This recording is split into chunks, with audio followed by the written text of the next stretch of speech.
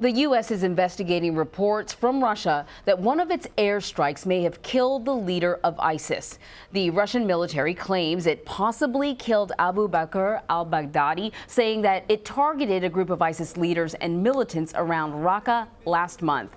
CBS News national security correspondent is following the very latest, David Martin. David, okay, so this news I think is stunning to a lot of people, but still sort of up in the air. What can you tell us about the reported airstrike targeting Baghdadi and ISIS? Well, it's very much up in the air. The Russian Defense Ministry has released before and after photos of a building. It says it hit on the night of May 28th, and in that building, they say, there was a meeting of ISIS leaders, and Baghdadi may have been present, may have been killed. The Russian Foreign Ministry or Foreign Minister Sergei Lavrov has been quoted as saying that Russia does not have 100% confirmation that Baghdadi was killed, and U.S. officials say they have zero confirmation that Baghdadi was killed. So there is no certainty to this whatsoever, and most people here in the Pentagon think it is unlikely that Baghdadi, one, would have attended a large meeting, because those large meetings are fairly obvious targets, and two, that he would still be in Raqqa, since Raqqa has been in the process of being encircled by these U.S.-backed Syrian fighters. And the best guess here in the Pentagon is that he has already left Raqqa and is probably somewhere in the Euphrates River Valley between Raqqa and the Syrian border with Iraq. But all that aside, the bottom line here is absolutely no confirmation that Baghdadi has been killed. So, David, let me ask you this question. You know, we have heard other reports of him being killed before. This one seems to be getting a little more attention than others. I think just earlier this week, or perhaps last week, we heard that he was killed. Why do you suppose this report's getting more attention? Well, because it's coming from the Russian Defense Ministry, and the Russian Defense Ministry is in charge of conducting airstrikes in Iraq and in Syria. So the Russians have the motive to kill him, and they have the means to kill him, and they have a good intelligence service.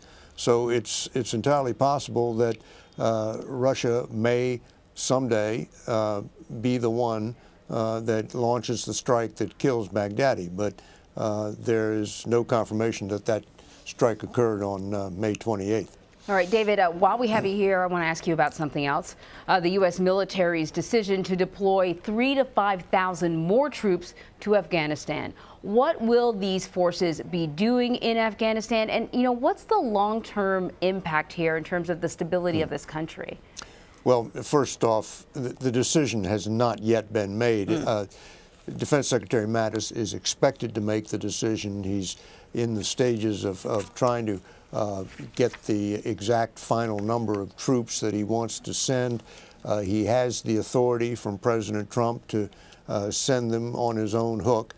So this is something that is very much in the works, but technically the decision hasn't been made yet. What these troops would do is they would first add to the 8,400 American troops that are already in Afghanistan, and most of them would be trainers and advisors who would deploy with Afghan units out in the field to help the Afghans with intelligence, to call in airstrikes, and to basically make the Afghan military a more effective fighting force, because right now the Afghan military is on its heels. The Taliban, as Secretary of Defense has said, is surging, and the Afghan military is suffering unsustainable casualties. So the commander in Afghanistan has been calling for these troops for some time now, basically to stop this Taliban surge. After 16 years of war, nobody thinks that 3,000 to 5,000 more troops is going to bring victory in Afghanistan. What they are simply trying to do is stabilize the situation enough so that the Afghan military can take over the bulk of the fighting.